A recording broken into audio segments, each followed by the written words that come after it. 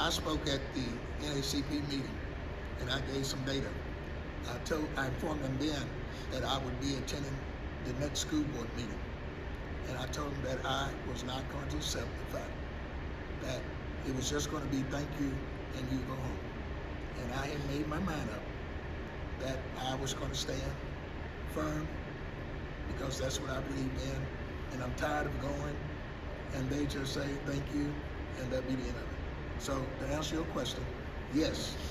And then Brother Caldwell was at that meeting, Cunningham was at that meeting, and he stood up and made a comment at the NACP meeting, if you go to jail, I'm going to jail with you. Wow. So that's the comment that he made, and Burnout has always been with me because he believed in the same things that I believe in. Dannette, did you have any concern? Were you worried about the old man, your dad, possibly getting arrested, taken downtown? Not at all. Were you prepared to drive back? Absolutely. Not at all. And I think sometimes people get comfortable with Danny being the person who was out front.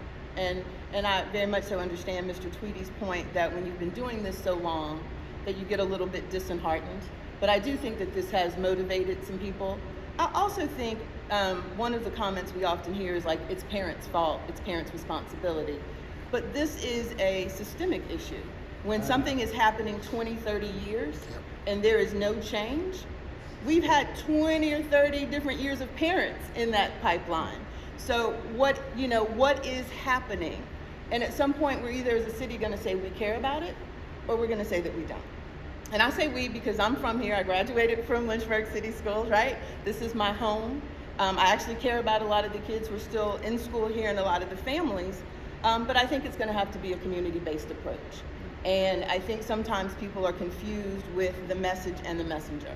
He does not stand alone. There are a lot of people who are concerned about this. So no, never worried about him. He's built for this, right?